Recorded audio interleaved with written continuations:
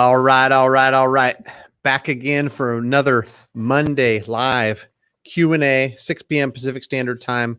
I'm trying to be here every single Monday for you. Usually go at least 60 minutes. I think it's been between 90 and 120 minutes these last few weeks. Answer any questions you may have. I've got plenty of stuff on my mind and in my conversations with real estate agents, consumers, and whatnot that I can just spout. But more often than not, we just get hit with an onslaught of specific questions that people are asking. And as I answer those questions, I think it's super valuable, not just to the people that are asking them, because they can interact live with a licensed mortgage professional who's going to give them honest advice. That's all I want to do is give straightforward, easy to understand, honest advice.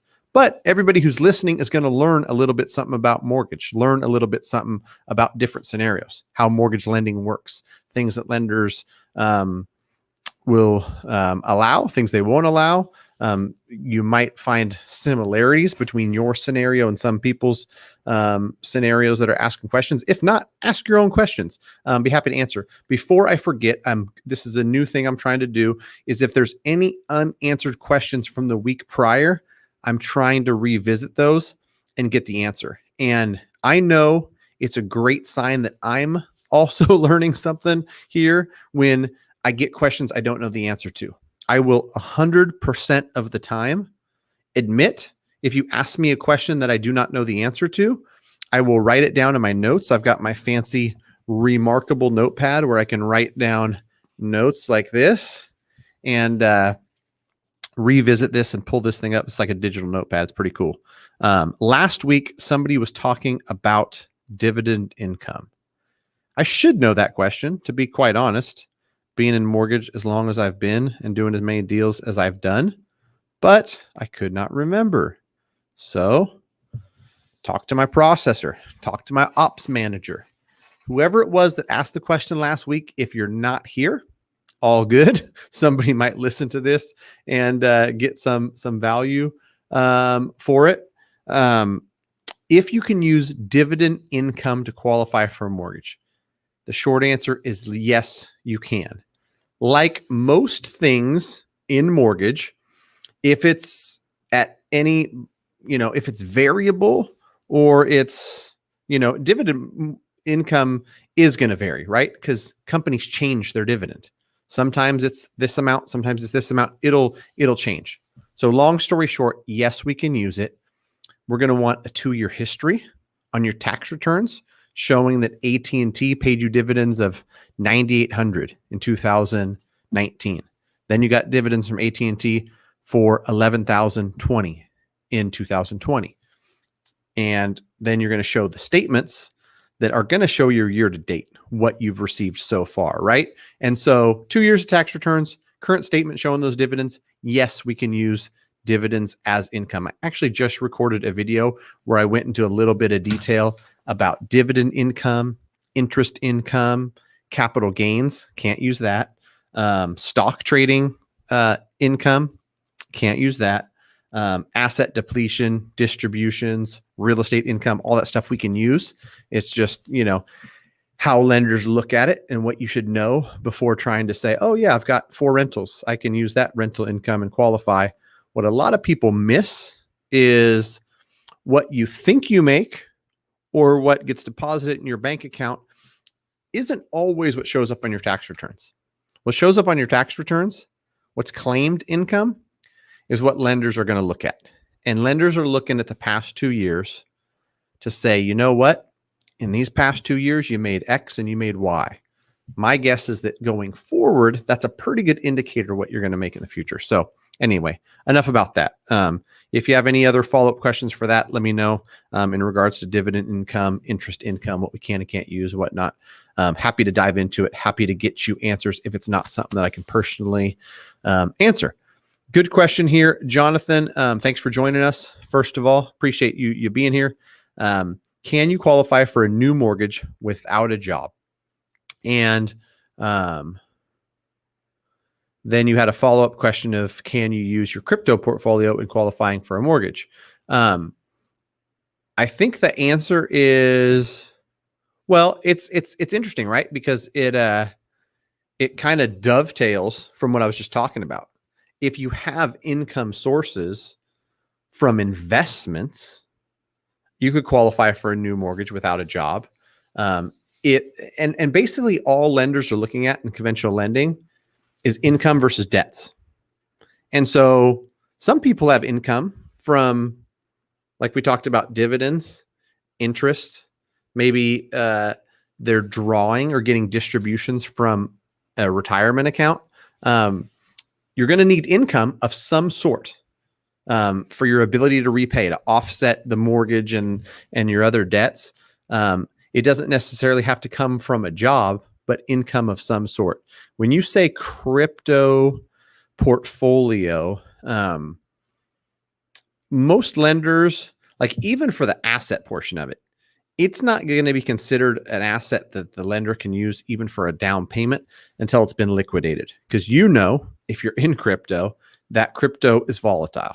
It can go up, down, sideways, 50, 60, 70% in a day. So to think that a lender's gonna be like, oh, you've got 550,000 in your crypto account, cool. Like that could be 300,000 tomorrow. And they're not in the business of saying, we're going to approve you for a loan. But really that's a whole different thing that doesn't have anything to do with income. You got to have income. Good evening, Kimberly. Thanks for joining. Good to see you here. Caden, my man, thanks for joining. Good to see you as always. Oh, Arnold, I started to read this and I heard about offer and we're all rooting for you. Not accepted. I feel for you. And I know that it's frustrating, especially people who've put in multiple offers, but that accepted offer is going to be that much sweeter when it gets accepted. I promise you that. Please keep following up with us. Keep us updated every week. The one that gets accepted, the one that finally sticks, you're going to be happy it did. And some of these ones that didn't get accepted, all this pain and all this, what do you call it? Adversity along the way. It's going to make the victory that much sweeter. So keep at it. I'm rooting for you. Nicole, thanks for joining us. Can you avoid PMI with 10% down? The answer is yes. And is your interest rate then higher? The answer to that is yes. It's exactly what happens. And I'll just give everybody a real simple example. You as the buyer can buy it out with an upfront. Let's say, you're putting down 10% and the rate is 2.75% on a 30-year fixed, and you've got a mortgage insurance payment of $92.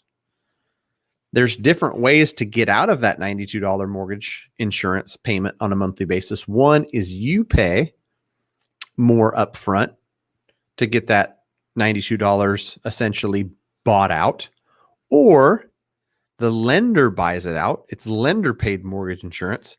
And in that case, you either go up in rate, maybe 2.875, 2.93, or you do 2.75, but you pay an extra, 3/4 of a point or something. But there's no magic potion. And that's what I want people to understand.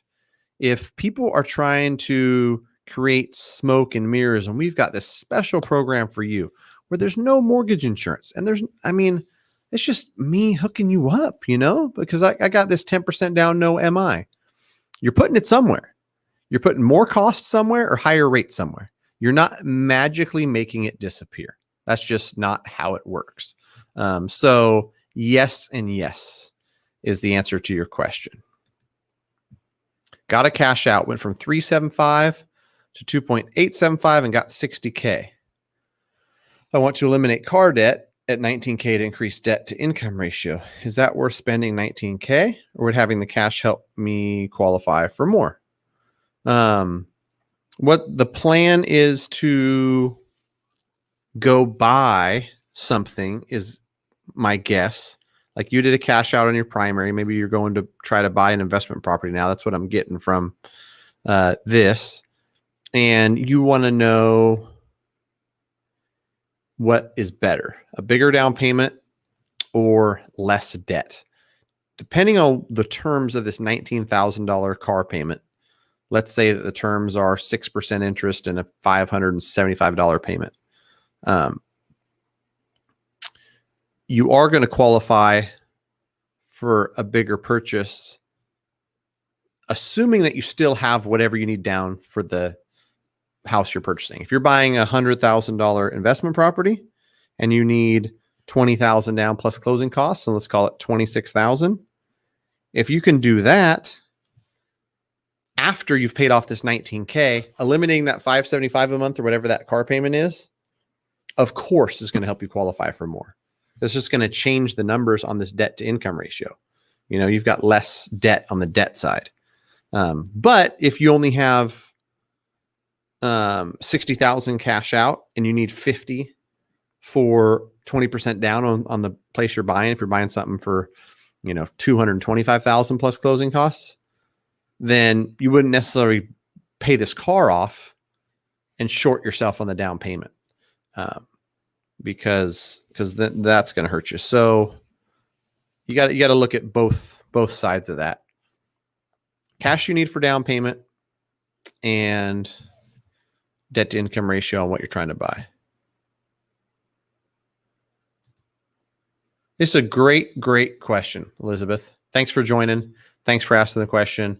This is a real common question, and I'd love to give a detailed answer for anybody who's applying for a mortgage. You apply for a mortgage, most applications, ours included, because I get this question a lot, is like, hey, I'm filling out your online application and it's asking for bank account information, investment account information.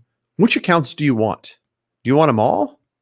Do you want just the ones I'm using for this transaction? Do you want half of them? For a lot of people, you might have 3-4 checking accounts or 3 or 4 savings accounts. 401k, an IRA, a stock trading account. So you've got different accounts.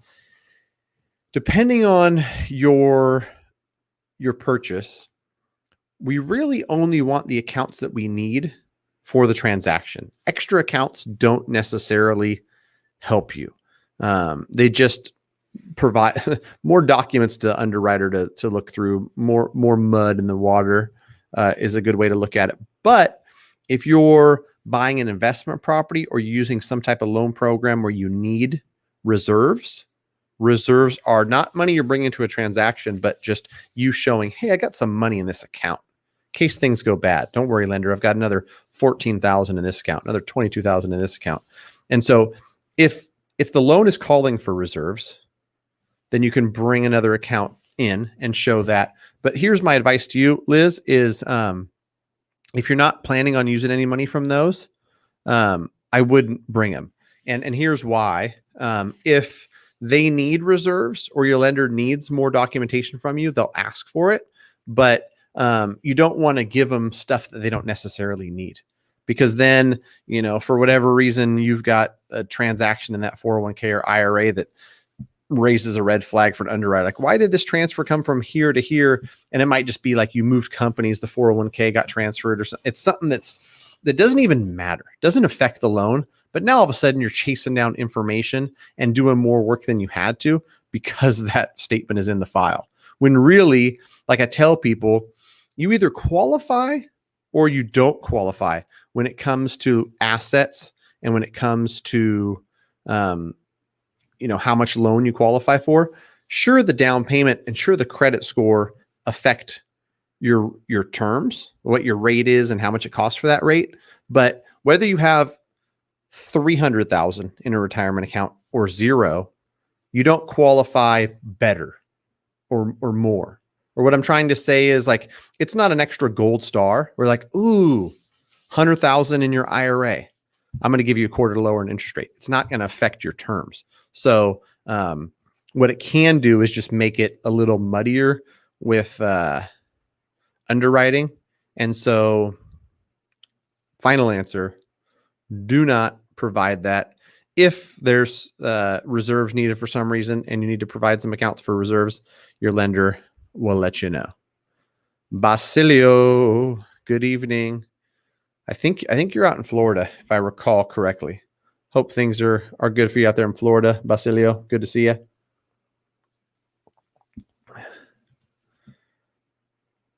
The Riley, A-OK. Thanks for doing these. No problem. I appreciate it. Let me get some feedback because I'm considering a time or a day change. And I hate to do it because once you get a little bit of traction, it's like, okay, these things will get 50, 60, 70 people on it once on a Monday. I don't want to all of a sudden be like, okay, now we're Wednesdays. But just a feel for the people that are here regularly.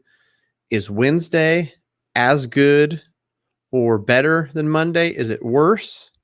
Is 6 p.m. Pacific Standard Time perfect, or is it better at 4 p.m. so that it's not 11 when we're finishing up for some of my Florida and East Coast folks? Mondays are cool. I think Wednesdays would work better.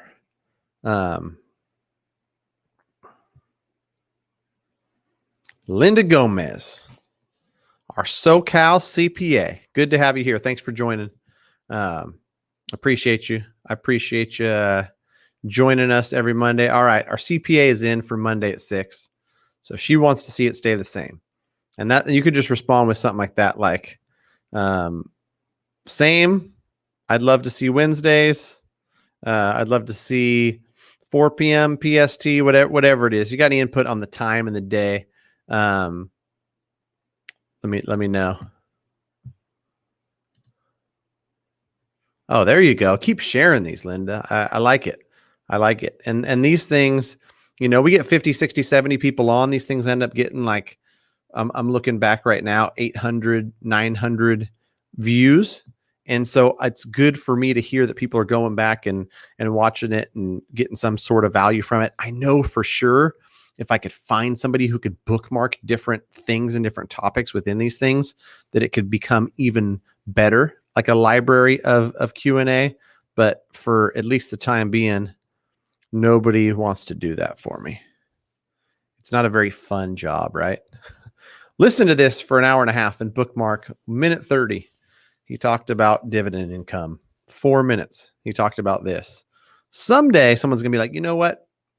In exchange for this, I'd love to do that for you. I'll be like, you know what? Good deal. Let's do it.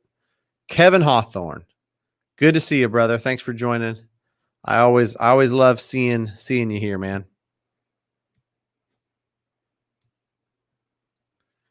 Carly, howdy. Howdy to you as well. Uh-oh. Sorry, Linda. You're not the CPA from SoCal. Oh, my apologies. Who am I thinking of? I think it was another gal named Linda. I'm either going crazy or I was already crazy and I'm just all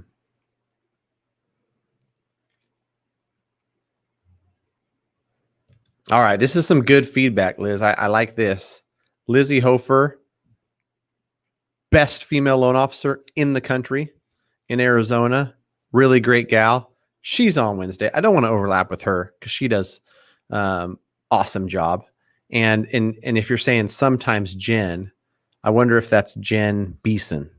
She's amazing as well. So I'm not trying to compete with them. So I guess Monday it is, and that's good feedback to hear, because I was thinking like, with some of the kids' sports and some scheduling and stuff, Wednesday might be better. But yeah, people are cool with Mondays. I don't have to compete with the rock stars of mortgage, and I'll keep it on Mondays. All right, that sounds good. Everyone's good with Monday. We're sticking to Monday. Nicole Jansen's great question. Self-employed. I'm making that assumption. And you're talking about some of your clients paying you through Square. And can you qualify without 1099s? So my assumption, some people pay you and you can 1099 them. Some just pay you through Square. Whatever the form of payment you get as a self-employed borrower, The lender is going to look at your tax returns.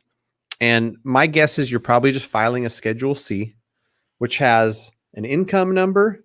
It's got some depreciation. It's got some expenses. It got some different stuff on these lines. And then down at the bottom, it's line 31 or 32. I think it's changed over the years.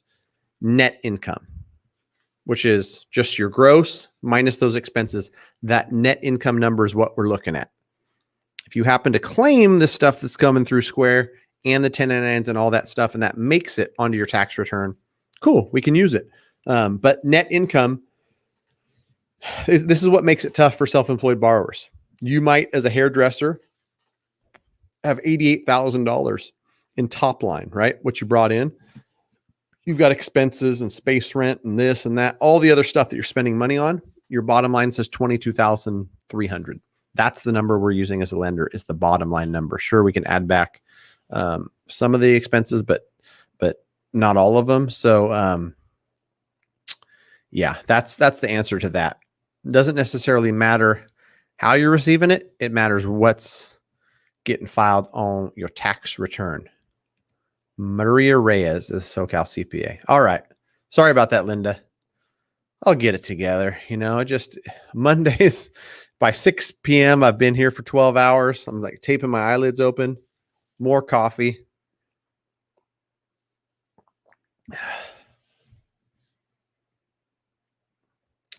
Oh, is Jeb on? Jeb and Josh are on Wednesdays. I'm telling you, I'm not just blowing smoke, but Jeb and Josh talking about real estate and mortgage, high level stuff. If Josh is a high level lender, I just want to say that. Great dude, does a good job. And Jeb and him, like, really, there's something about that duo that do a really good job. So you're right. I think they're Wednesdays at 5:30, maybe. I'm not competing with that. I'm sticking to Mondays. Sticking to Mondays for sure. Simon Fung. Thanks, man. I'm glad that we were able to help steer you in the right direction. Closing in 45 days. Made a video just for you, man. Made that non-QM video just for you at your request.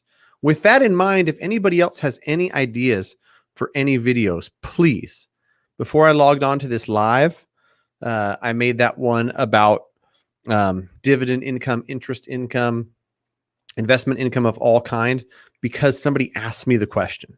That's literally what I need, is people to continue to ask good questions. With those good questions, I can press play and give my take and spread it out to the YouTube universe. Because no doubt, if you have questions, other people have the same questions as well. And sometimes I'm surprised. I type in like the keywords, like what kind of investment income can I use to qualify for a mortgage? And YouTube or Google tells me like, oh yeah, this is being searched millions of times. Like, oh shoot, this is a common question. This is something that people might be interested in. Just like that last video I made about the lending guidelines, the little update to, what was it? Fannie Mae coming in September. That thing, I didn't look yesterday, and all of a sudden it's got like 2,500 views. So I guess that is something people are interested in, right? Good stuff. So I appreciate the questions. Keep them coming. I want to know what you're curious about, what you want to know, so that I can, one, like research it, look into it a little bit, dig for my own personal knowledge. And then once I find answers, I mesh that with what I've got up top knowledge-wise, and I spit out my thoughts. All right, Renovation Source. I've been in business for 6 years and have a strong 2020 with a 656 mortgage middle score. Want to get a conventional loan 5% down. Here's what you got to do.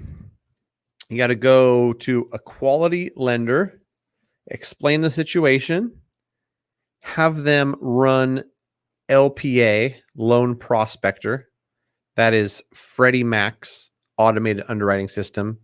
Fannie's won't allow 1 year. Freddie's will. Freddie's will tell you in their automated findings 1 year of tax returns needed. By the way you kind of wrote the question, I think 2019 probably wasn't as strong, right? So you want to use 1 year. The answer to your question is yes, it's possible. And you got to just make sure, because those automated findings, when you plug everything into Fannie or Freddie, are going to give you feedback. And maybe, just maybe, the system goes, 656, self-employed. Let's get 2 years tax returns on this one. I'm not saying it will, because Freddie gives this 1 year guidance, with their findings all the time. And that's why we run it through both Fannie and Freddie, get automated findings from both. Like, okay, we want to use 1 year tax returns because you've been self-employed for 5 years or more. If you're self-employed for less than 5 years, we'd need 2 years of tax returns. Since you've been in business for 5 years plus, you said 6, we can use 1 year of tax returns. And at 656, it's not going to be, sweet terms on a conventional deal, but they'll be decent. If you have any time, try to squeak that thing above 660. That'll help the terms for sure. All right. Hope that helped. BP Aneshi. If I just got about $1,000 raise at my job, should currently only have one paycheck at the new rate. Should I wait until I get the second check before doing a pre-qual? Or will it factor in my new rate of pay? Super common question. Great question. If anybody is wondering about their income, a current pay raise, here's how it works. If you got this $1,000 raise at your job, meaning you were making $4,000 a month and now you're making $5,000 a month, and it's salary, we can use it right away. If you were making, let's say, $18 an hour, and they said, okay, now you're making $21 an hour, that is going to be different, because any variable pay, hourly pay is variable, because some weeks it's 44 hours, some weeks it's 38. It's very unlikely that you've got an hourly job where you've worked 2.5 years and had exactly 40 hours every single week. But what's going to happen is we're going to take an average, and that $1,000 raise, even if you were a month into it, is only going to be 1 month out of the last 30 that lenders will look at. Because let's say you have an hourly job, and some months it's 4,200, some months it's 38, some months it's 4,124, then it was 3,776, then it was 4,082, and then it was 3,926. All that variableness, the lenders are just going to say, okay, 19, 20, 2021 year to date. Let's take a nice 30 or 31 month sample and divide it by 31. That's what we're going to give you for a monthly income number, because that's our best way to guesstimate what you're going to make going forward is an average of the last 2 years that you filed taxes on plus this year's year to date. So in that case, you made $1,000 extra bucks in August, but the 31 months preceding, it's not going to pull you up that much, right? It's going to go from you made $4,000 a month on average to $4,024. And so variable, that's how it's going to work. If it's salary, piece of cake. You just went from $4,000 a month to $5,000 a month. Salary every month going forward is going to be $5,000. Some jobs, like working for the state of California, are just that. It's just salary. You went from $44.16 to $52.12. And this new position is $52.12 a month. We can use it right away. Hopefully that was helpful. Monday Night Football. Nobody wants to watch that, right? Maybe we'll have like a live stream of football and I'll cut to it every once in a while. Man, is that illegal? Would I get in trouble for that? Maybe not. I was thinking that'd be a bad idea. Do like a share screen, and then there'd be like, maybe there's laws against that, the unlawful distribution or was a good idea for a second. When looking at the fee sheet from a lender, I saw property taxes monthly cost lower than expected. Is the home value usually less than purchase price? We know the current tax rate. All right, Sam, this is an example of a lender who doesn't know what they're doing, or a lender who, worse, knows what they're doing and is undershooting those taxes on purpose. But here's my best piece of advice. If you know the tax rate and you're like, listen, I'm buying this place for $200,000, I know taxes are 1.25%. And so I know that my taxes are going to be $2,500 a year, AKA $208.33 per month, then count on that.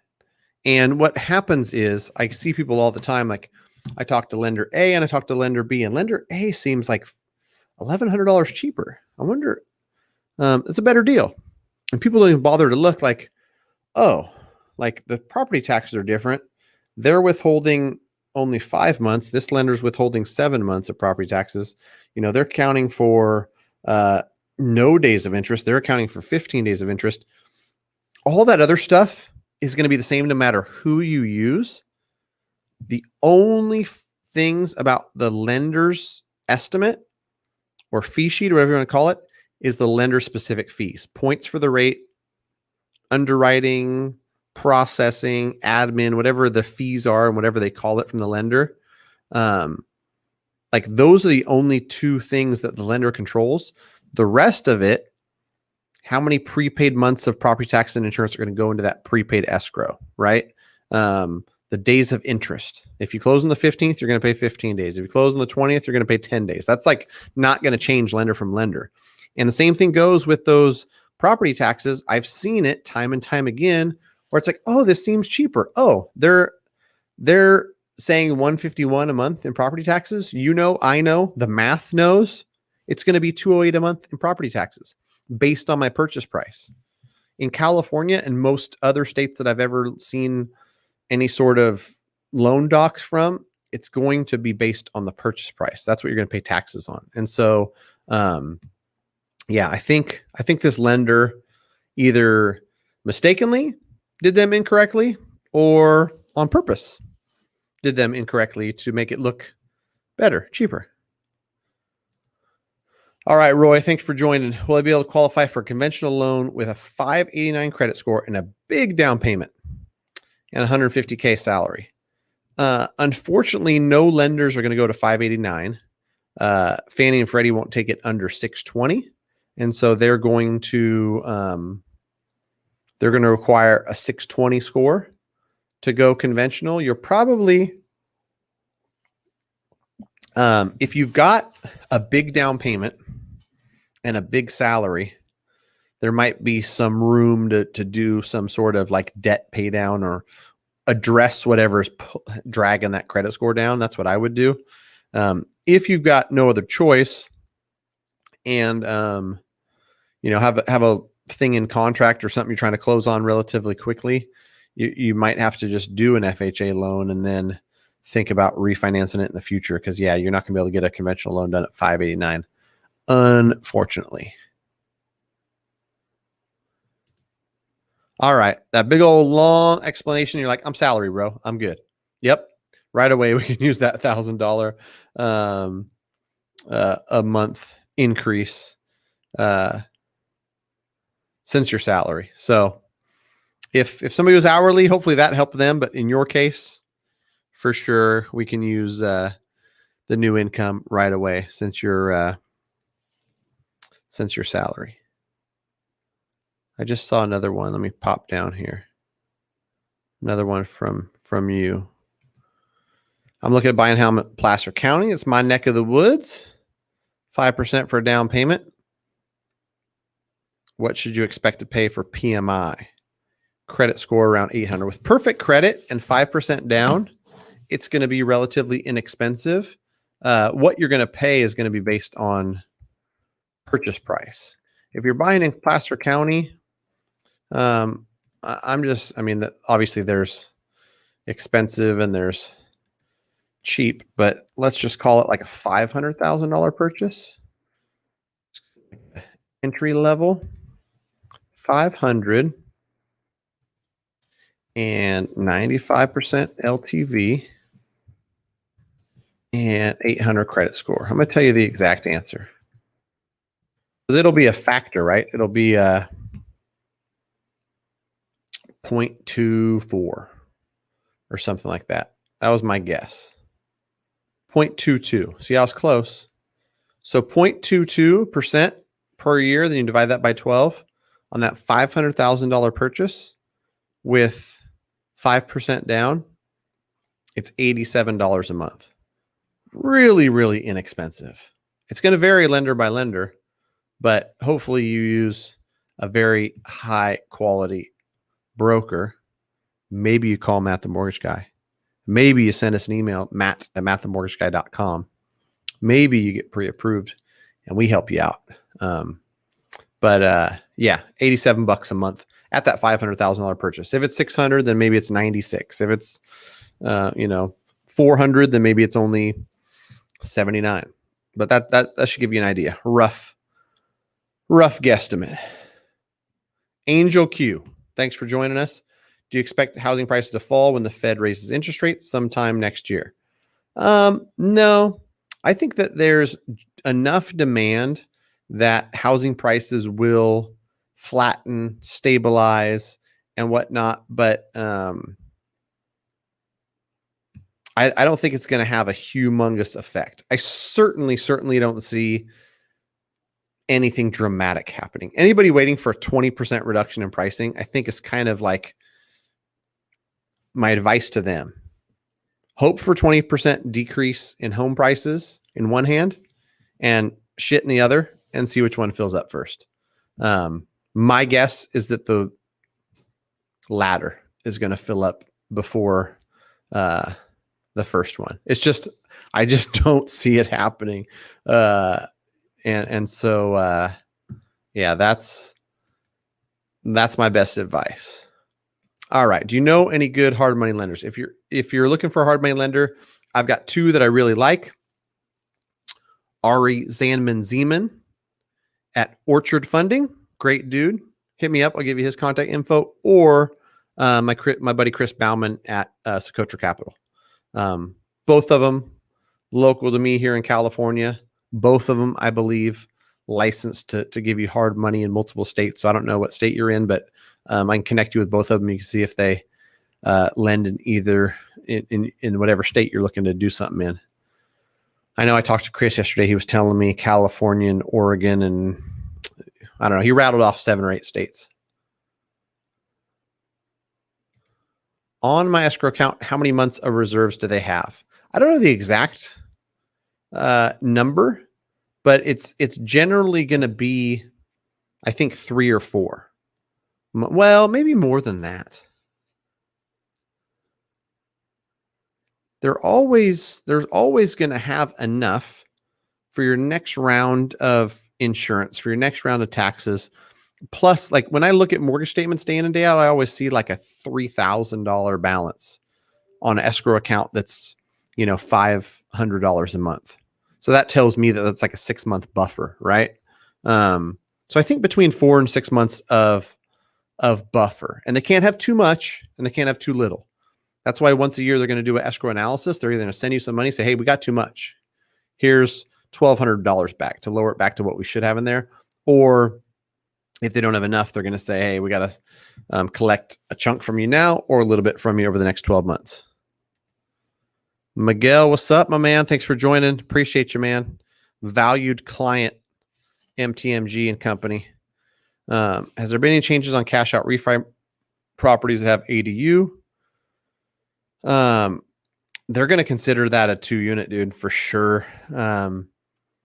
Because, I don't know if we've had these conversations in the past, Miguel, but it all depends on what the appraiser says. And I've had appraisers call a triplex, a single family plus 2 ADUs. When we're like, no, we need it to be a triplex. So we need the higher lending limits that a triplex comes with.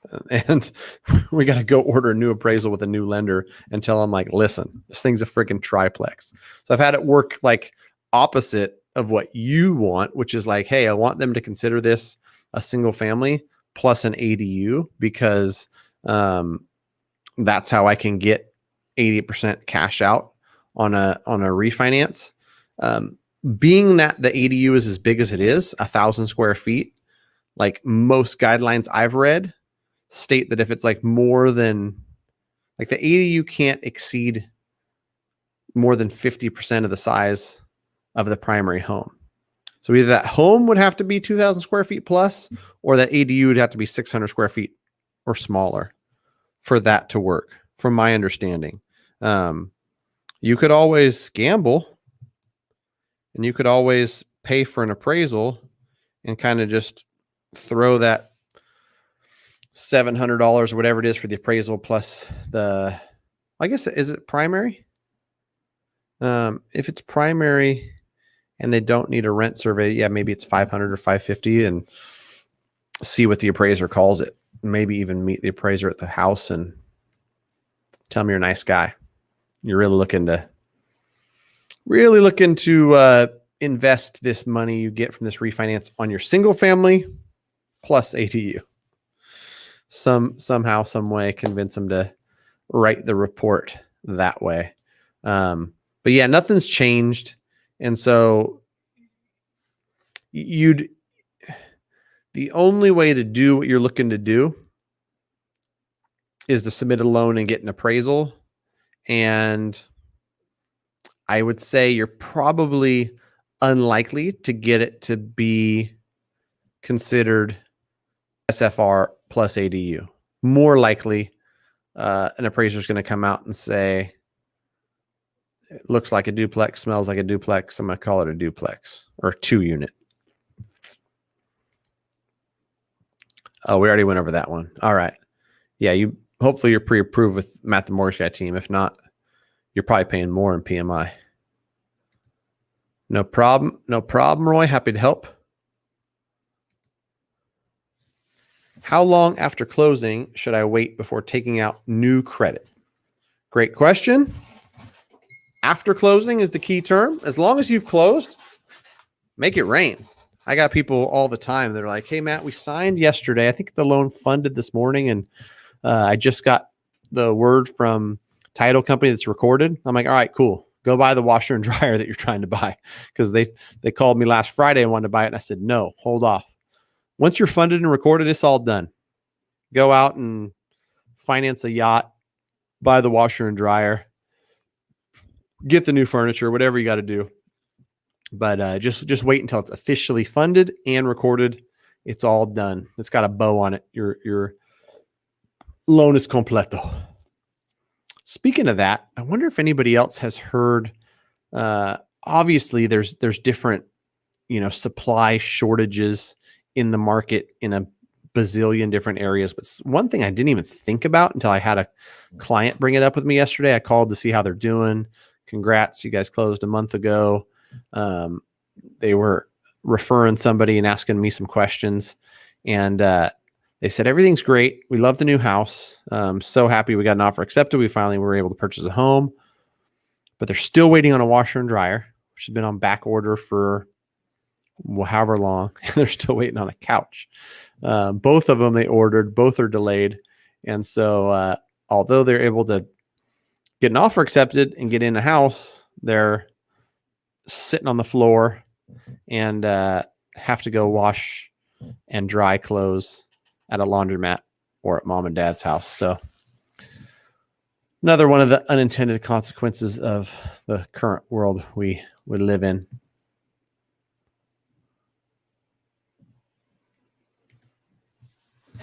Hi, Matt. Is it normal for lender to waive appraisal? Listed price $450. I offered $50K above with 20% down. Credits in the high 700s. This is a great question, Nate.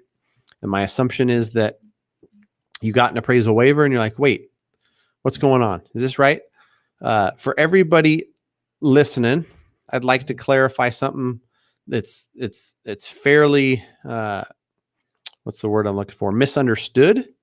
So much so that I made a video on it. The difference between waiving your appraisal contingency, which is what some buyers do, where like no matter what it appraises at, I'm going to buy it, and the lender giving you an appraisal waiver. In this case, like the lender told you when your loan got submitted, no appraisal needed. You got an appraisal waiver. First off, that's awesome. That's a good thing. Secondly, it sounds through the questioning that you're like, oh, I'm kind of surprised. Like I'm paying $500 for it and they still don't want to get it appraised. It's a good sign for you because basically the lender has the data in the system that says a house in this neighborhood of this size, built in this year, with this many bedrooms, all the data that's just data, right? This thing should be worth about $500,000. This person's got good credit. This person's putting 20% down plus. We're good. We don't need to go out there and figure out whether it's worth, 500 or 508 or probably even 492. Like they're just like, it's good. It's close. And so with the lender who's putting up 80% of the money for this house, you're putting 20% down. They're putting the other, $400K down. If they're comfortable with it without doing an appraisal, I think it should make you feel good as a buyer. That partnered with you not having to spend $500 or $600 on appraisal and, worrying about whether that is going to mess with the transaction. I think it's a good thing. I understand that some people are like, well, shit, I want to know what the appraiser thinks it's worth, what the lender, values it at. The thing that would concern me more is like the condition, right?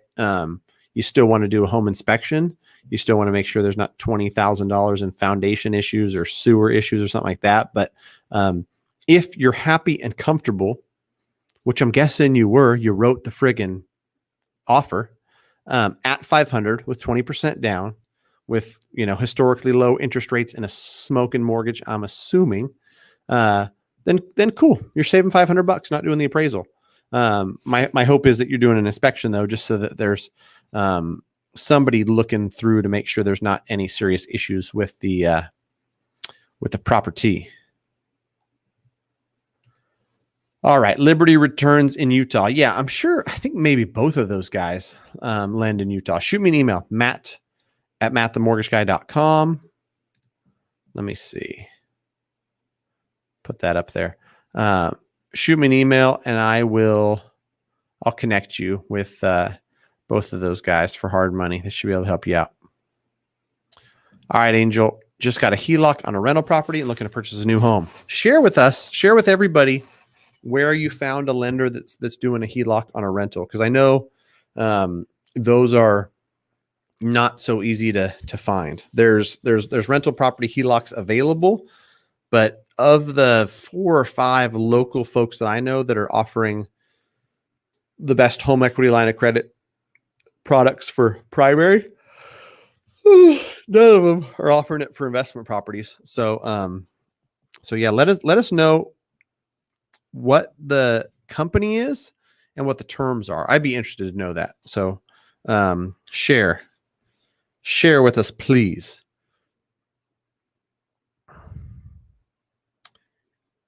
Okay, so you're yet to use any of the funds from the HELOC. Will that new line of credit be used against my DTI?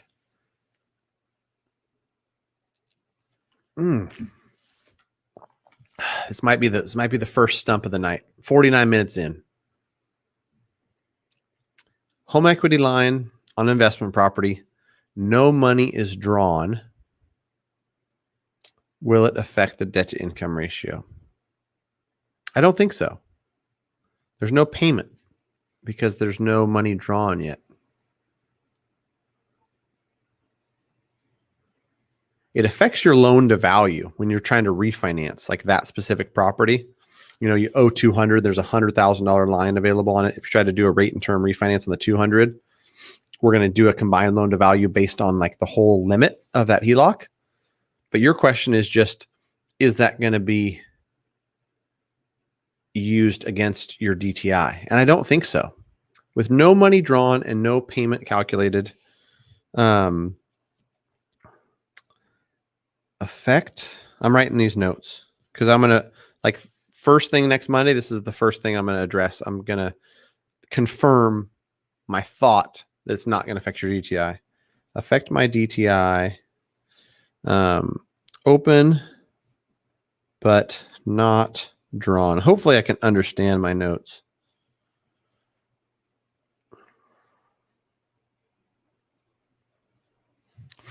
All right. Great question, man. I'll try to find that out. I think the answer is no, but I'm going to confirm.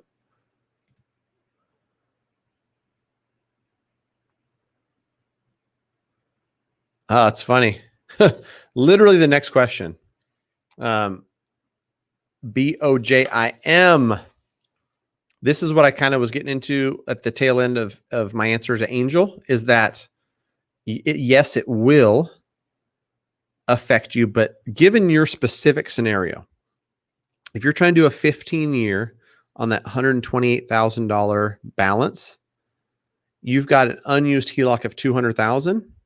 Even so, those two combined, which is your combined load to value, the CLTV, the lender's going to look at, that's where it would affect you. Let's say your first balance was $400,000. No, not that high. Let's say it was $250,000. And then you add that $200,000, now it's $450,000. Now it's a 75% loan to value. That is going to be slightly higher rate than what you're getting now. Because right now, you're under 60% loan to value. You're in the sweet spot, right?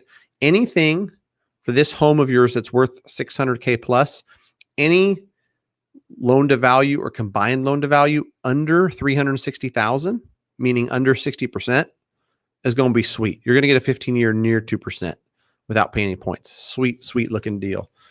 So it could affect your rates because it affects that combined loan to value. In your case, it won't, because without that thing, you've got a 20% loan to value. With that 200K, now you've got, a 55% CLTV, combined loan to value. Both of those are under 60, which means terms smoking. All right. After closing, how soon can I refi? First question, why do you want to refi? And does my annual income have to be the same? It doesn't have to be the same. It has to be enough to qualify. But I would be curious as to why you'd want to close a loan and then immediately refi it. That is the $1 million question.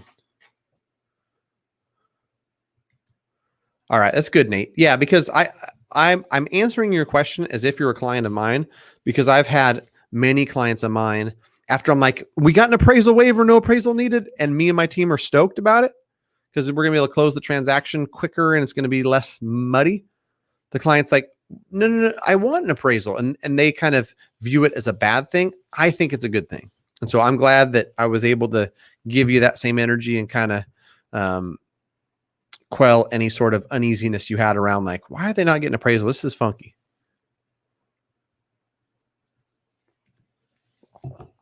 All right. If you were pre-approved Matt, the mortgage guy and team, you would have a super detailed sheet right now. 500K, 5% down, that 25,000 plus lender fees, plus title fees, plus prepaying your tax and insurance, all that stuff, literally line by line. You would know every single penny. And I would tell you that rough figures between those things, lender, appraisal, title, prepaid interest, prepaid taxes and insurance, miscellaneous, 8,000-ish. So let's call that 25K plus 8. Let's call it about 33,000 cash to close for that 500K purchase. But the answer to all your questions is to just get yourself pre-approved Matt, the mortgage guy and team. I don't know. Maybe you've already got somebody really good. If you do, and you've worked with them for a long time and they've done a good job, all good. Stick with them. But have them show you a detailed estimate for sure. Leroy Brown. I'm a new LO at a large builder. I'm your newest fan, learning everything I can from you. Thank you for all you do. You know what, Leroy? I appreciate it. And even though you work for the bad guys, I'm not going to hate you for it.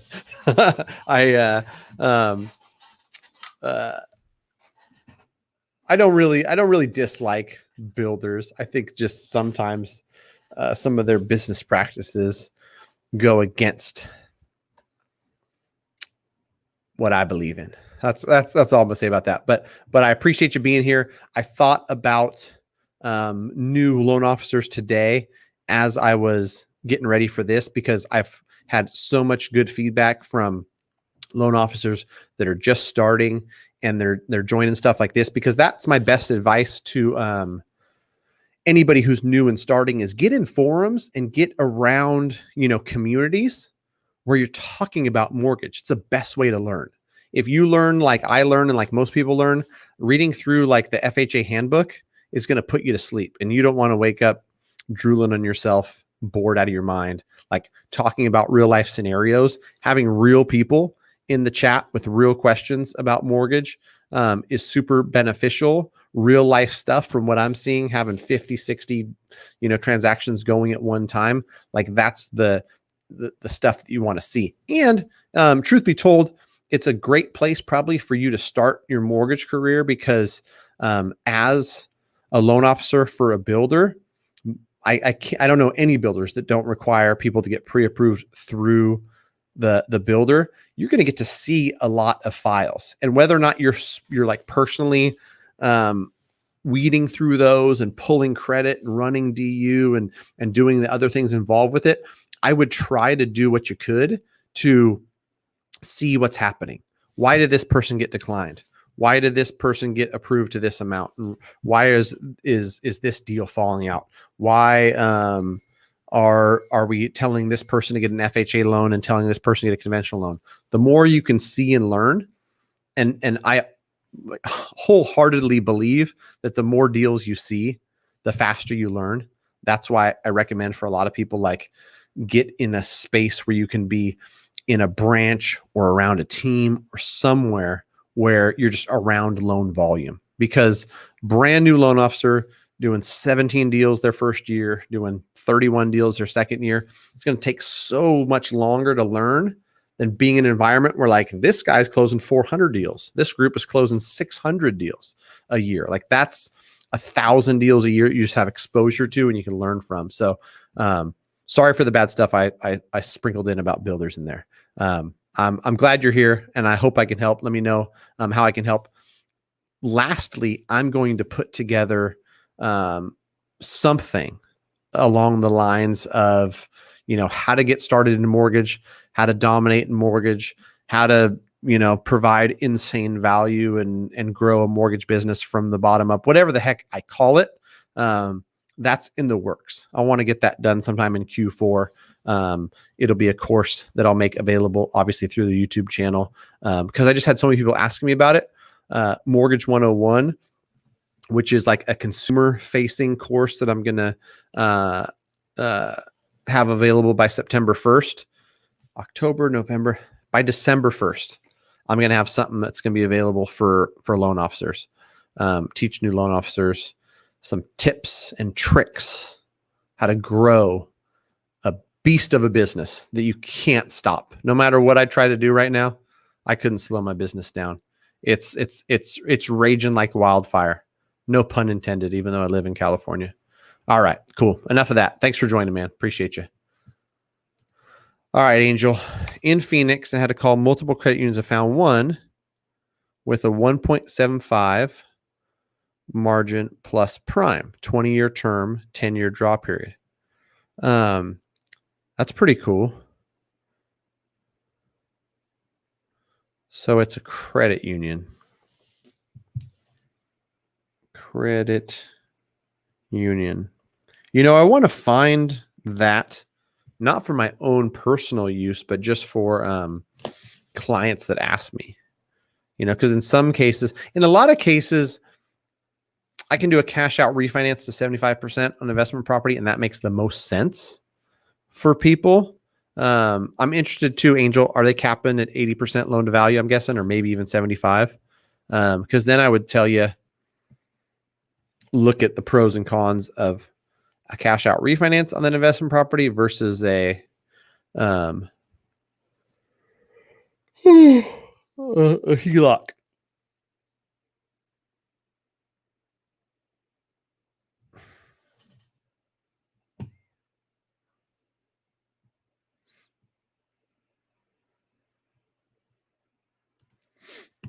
All right, you got a high mortgage.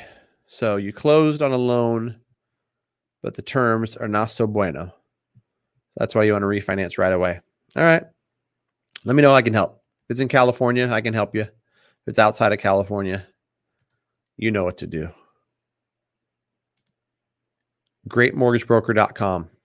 Click, click, click, click, click, click. Voila. Somebody from the state you're in is calling you. It's just that easy. And it's a broker I like and trust. It's not scary like Lending Tree or going to freaking Costco.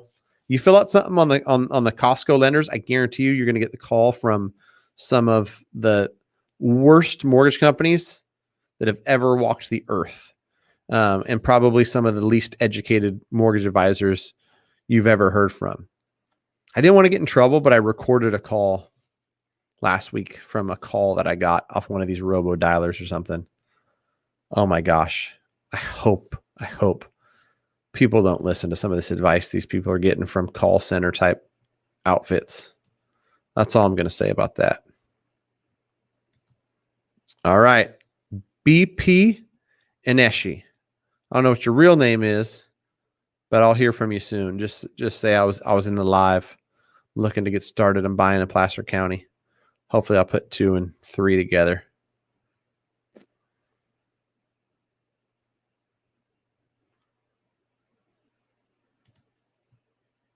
Hey, what's up, Trent? This is a good question. So he's asking, after the FHFA announced the removal of the adverse market refinance fee, were you seeing any lenders delay closings from July to August? For anybody who doesn't know, there was a refinance fee that got placed on all refinances last year. I think it was October. It just got removed. But when it got removed, the verbiage was like, hey, starting September 1st, or whatever the date was it August 1st? Starting August 1st, this fee is not going to be charged. Here's what I'll tell you, Trent. If a lender closed a deal on July 24th, that loan wasn't going to be delivered to Fannie Mae or Freddie Mac until well after August 1st. So they weren't going to delay anything, lenders, because their delivery of that loan to the servicer was going to be well after August 1st anyway. So I doubt it. I doubt that any lenders were doing that. They're going to get it off their books and over to Fannie and Freddie in the 2, 3, 4 weeks, whatever their standard was already. And so they're closing July 21, July 24, July 27, whatever it was. That there's no way they're delivering it before August 1st anyway.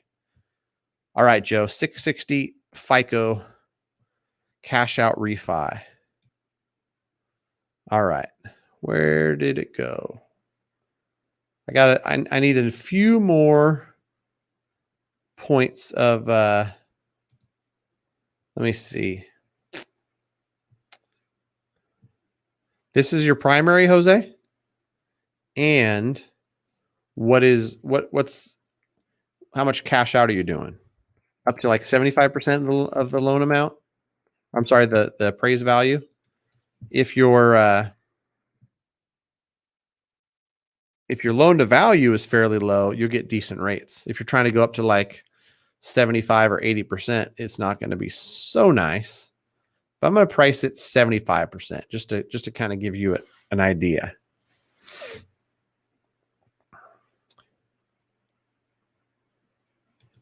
Yeah, you should be able to get in the 3s. I'm showing if you go up to 75% loan to value, you can still get a 3.625 for a pretty minimal cost. So yeah, it probably makes sense.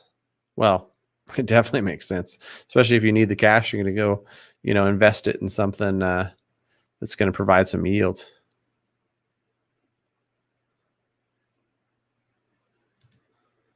MG. So great initials, man. Great initials.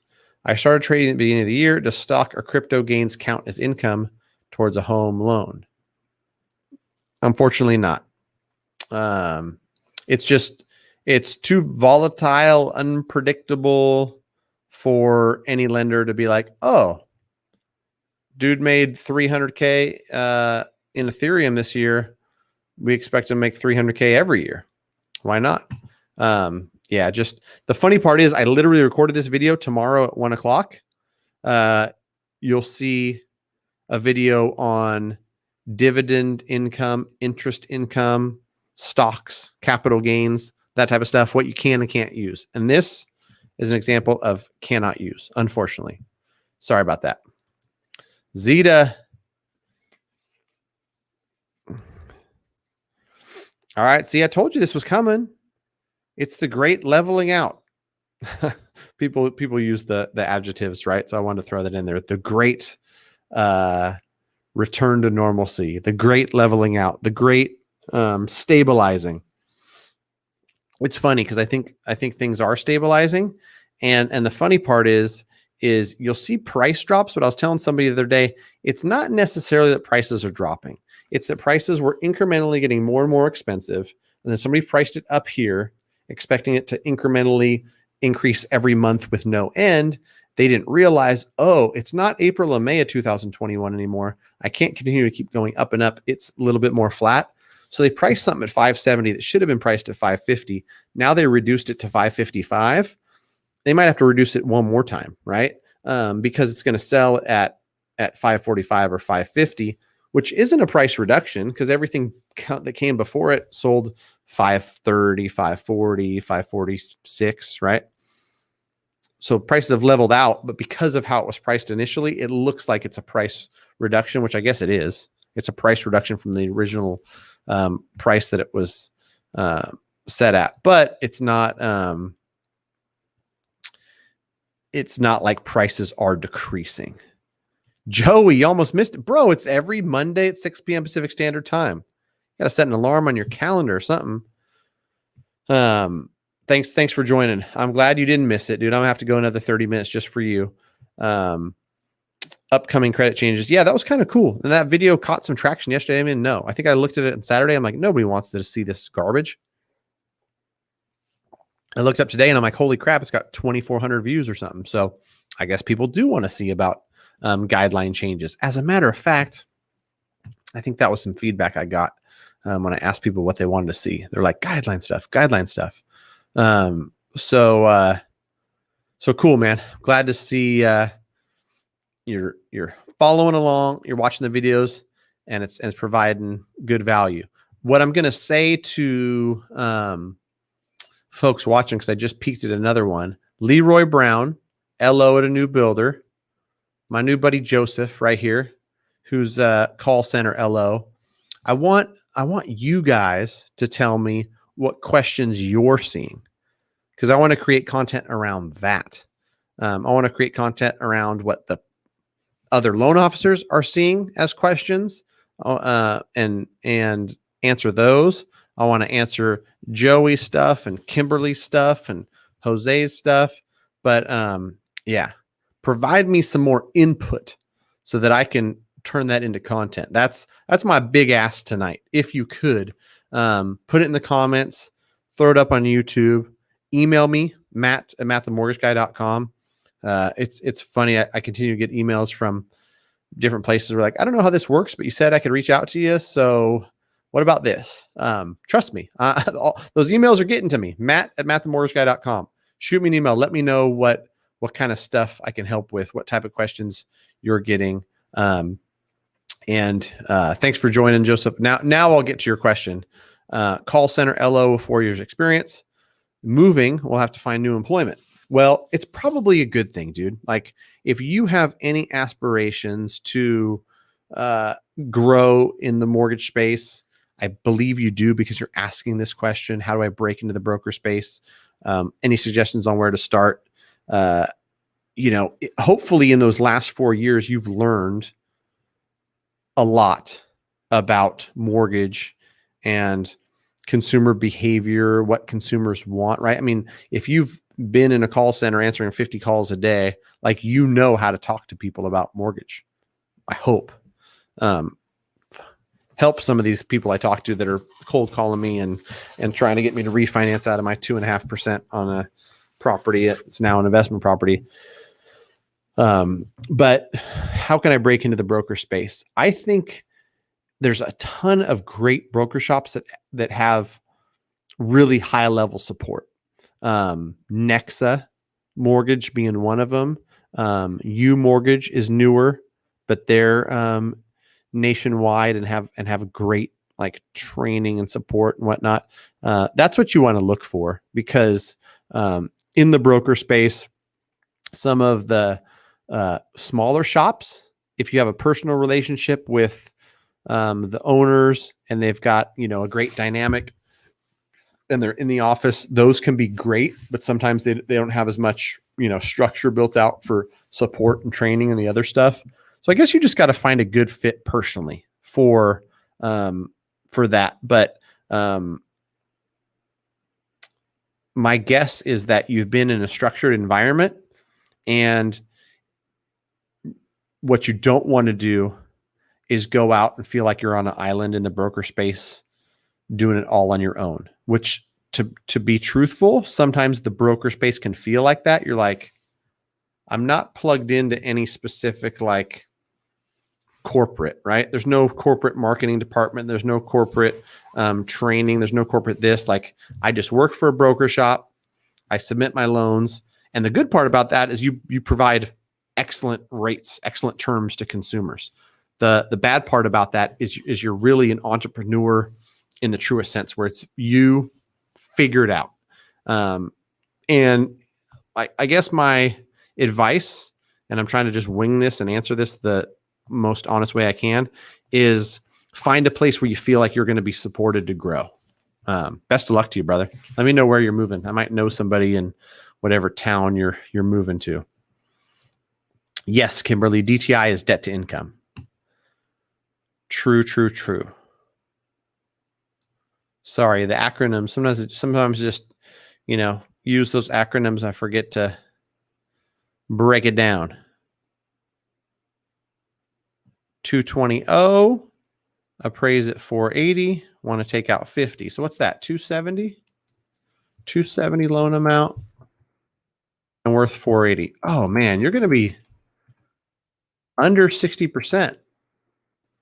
Even with a 660 score. You guys are not going to believe how smoking this is. Sorry, I skipped ahead and I never put this up. Jose, 660 credit. Not the best, bro. Not. Cash out refinance. Because it's under 60% LTV, 0 points being paid, 2.95. Like, that is just that's ridiculously smoking. To get a sub 3% interest rate on a cash out refinance with a 660 score. I mean, that's good. That's with a broker. I don't know where you're at or who you're talking to, but that's what, the broker channel can do for you. If you're in California, Matt at mattthemortgageguy.com, reach out. We'd love to help. If you're outside of California, that's that same greatmortgagebroker.com. Fill out the form. Let them know I sent you. Well, they'll know that I sent you because you fill out the form, and they'll take good care of you if you're looking to do a cash out refinance. Daniel, whoops.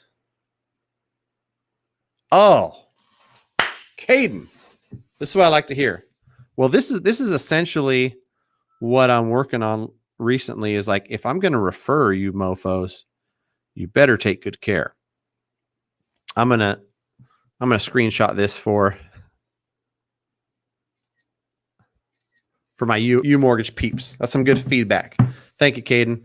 I appreciate you. And so that, that's a real life testimonial right there for somebody who's been referred to U Mortgage and is in the process.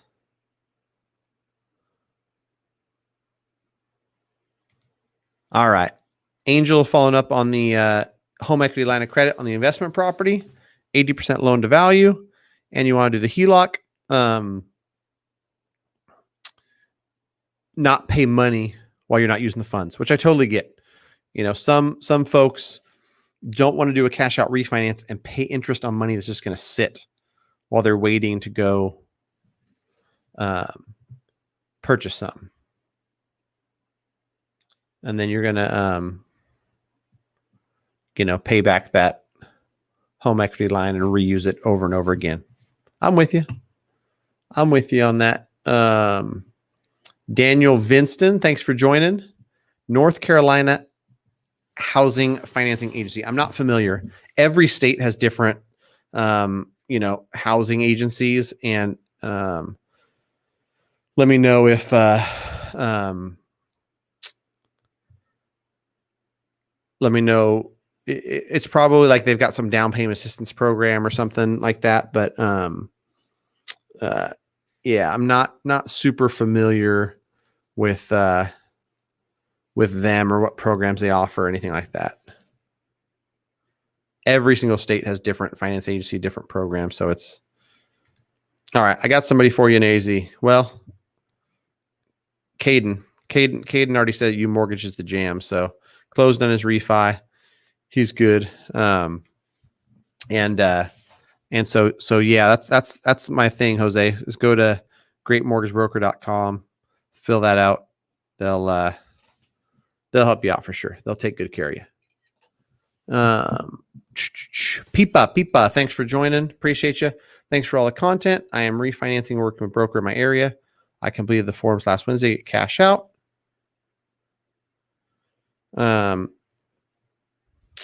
The broker did not lock in the rate until today, and now it's higher. I guess it depends on, like, once they have the application and all the docs and get it submitted, it feels like Wednesday to Monday is kind of a lag, but who knows? Maybe it was like late Wednesday they got everything and then they weren't able to submit it. I'm trying to submit things quick around here. This is a common problem, which I honestly see both sides. As a mortgage broker myself, my ultimate goal is to serve everybody at the highest level and do the best I can for every single client that I come across. I've been talking to people, some of them for 2 or 3 months, about refinancing. I'm like, let's go. I want to help you. You're at a 4.25. You're paying PMI. I can help you out. I can refinance you.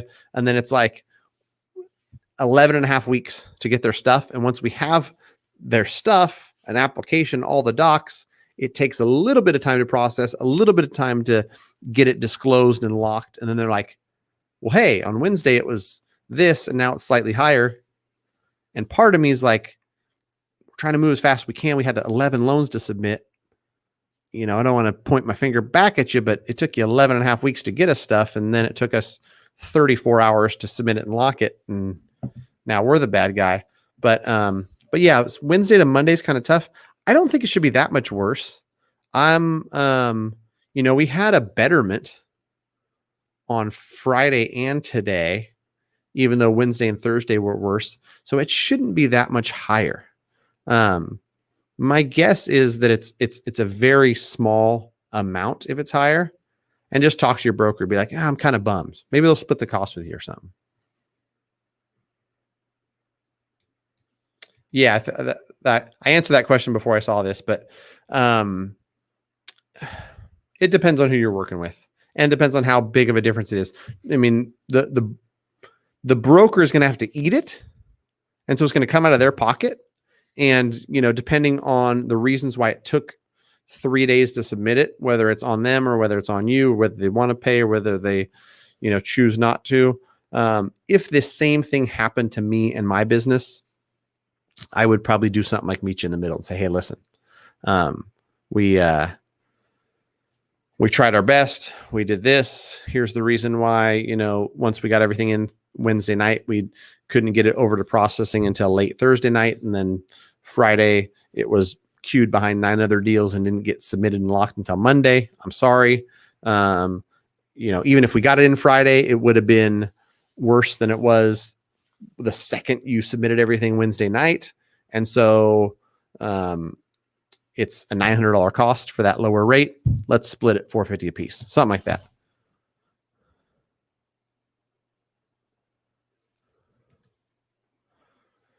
New to getting a loan. Just found your channel. Well, you better like, comment, subscribe, do all the things, please. Ching X 101. What are the fees associated with getting a cash out refinance?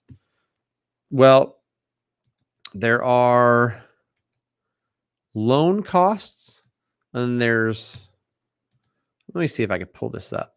I'm trying to find loan estimate.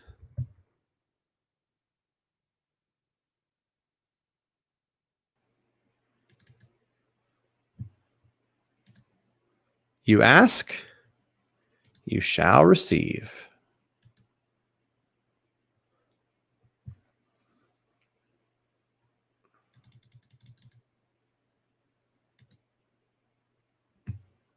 All right.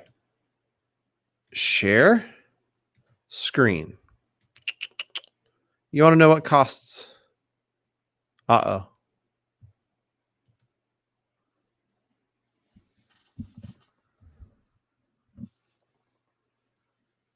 Whew. My,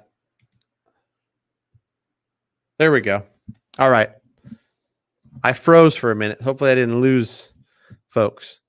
This answer your question about what are the costs associated with getting a cash out refinance? Any refinance, there's going to be some fixed cost. If there's not fixed cost, they're going to give you a higher interest rate. This is a loan estimate that I whited out the names. It's from last month, but I'll just show you what you're going to look for. Because right here, it's going to say estimated closing costs, and $2,800 of this is loan costs, and then $3,600 is other costs. The other costs are prepaying your property taxes, homeowners insurance, stuff like that. That's just like a reoccurring cost. It's not a one-time fixed cost. So really the $2,800 is the true quote unquote loan cost, right? And I'll show you what goes into that. You can look at this loan estimate, and that's page 1. This is page 2.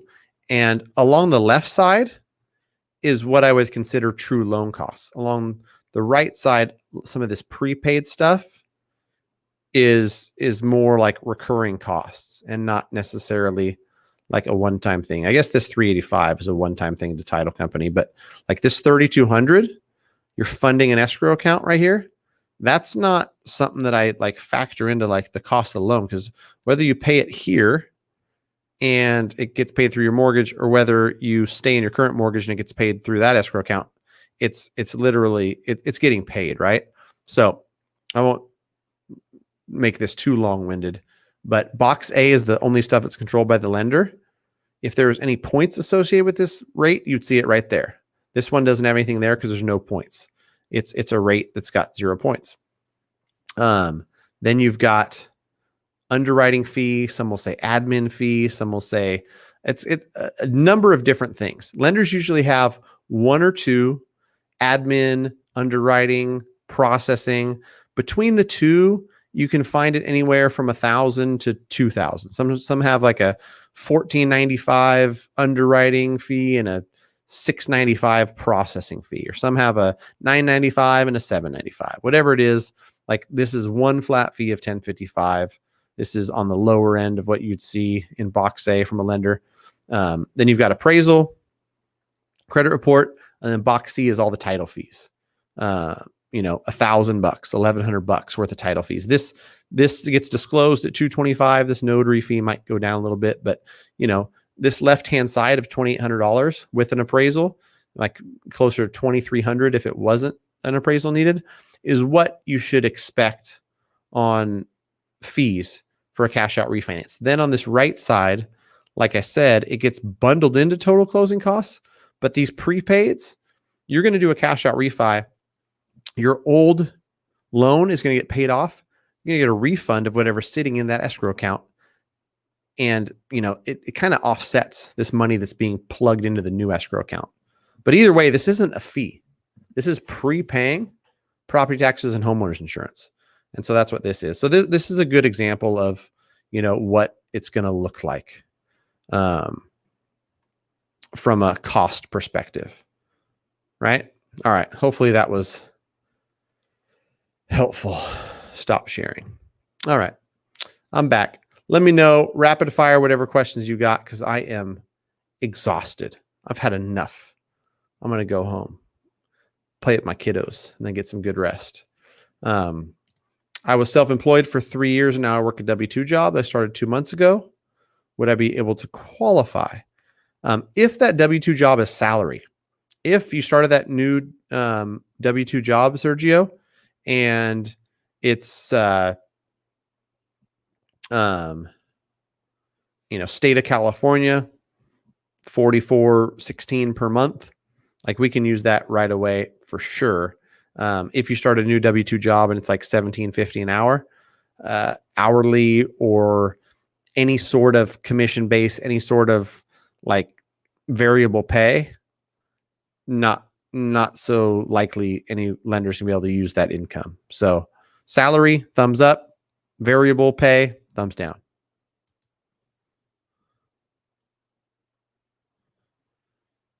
That's the average, about $3,000 in loan costs. $2,500 to $3,000 in loan costs, Ching. And it's really hard. Go on my channel when you're looking at brokers to how to compare loan estimates, because it looks way different with different lenders, right? I've got a video that I made about that. Talk to a lender I like and trust. If you're not in California, go to greatmortgagebroker.com, fill out that quick form. If you're in California, just hit me up, matt@mattthemortgageguy.com. I'm happy to help you. But I'm warning you in advance in Texas, okay, greatmortgagebroker.com, that you're going to see different loan estimates from different lenders that look way different. And it's, for the most part, meant to be confusing. So, yeah, best bet is just greatmortgagebroker.com. You don't have to deal with, smoke and mirrors and all that stuff. There you go. Time to put in the work, Joey. I'm glad you purchased it. Go into my section, which is now live in there, and let me know what you think of the Mortgage 101 course, what I can add, what's good, what's bad. It's literally only there. I don't even have it available for me to sell, because it's live in Mike's course, but not there. So yeah, appreciate you, brother. Happy that you're enjoying the book, that you're enrolled in the course. Get after it, man. Time to put in the work. All right. I'm getting all right. Yeah. Peepa said the comparing loan vid was super helpful. Highly recommend. So with that, let me find that because I think it's helpful. I remember I changed the title of it. It used to be like how to compare them apples to apples. Comparing loan estimates. My computer's lagging.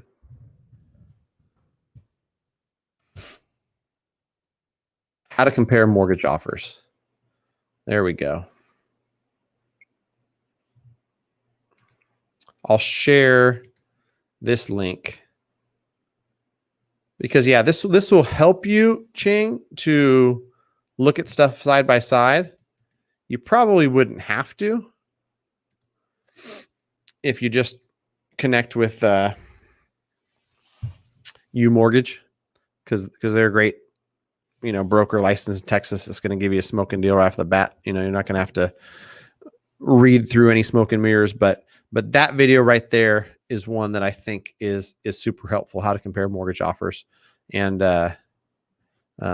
like the comment that I see right now says, nice and simple. That's how I try to keep it. Like, here's what you want to look at when you're looking at loan estimates.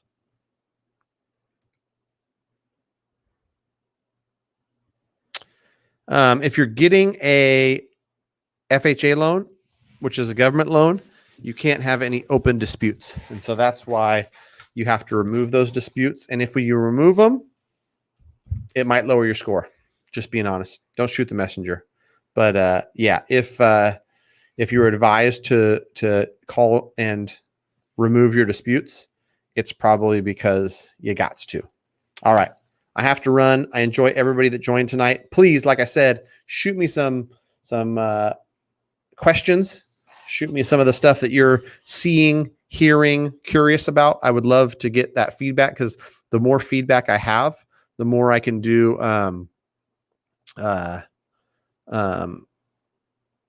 in regards to content creation, right? Like, I have conversations every single day. As my business grows bigger and bigger and bigger, I've got more and more people helping. And so maybe my communication with the public is not as much as it once was. And now I'm like, where in the heck am I going to get ideas for content if I'm not talking to 7,000 people per day? So thank you for joining. I appreciate all the kind words. I just saw one question pop up, so I want to answer it. Don't want to leave anybody hanging. Shopping around for a loan. I'm looking at a loan of $300,000 for second home, and lenders charging a discount point of 2%. No, that doesn't sound right. I wouldn't advise paying 2 points. I just wouldn't. Shoot me an email, matt@mattthemortgageguy.com. Show me what that estimate looks like. I'll tell you if they're overpriced, full of crap, little of both, whatever it is. I'll help you out. Thanks for watching, guys. Appreciate you. Bye-bye.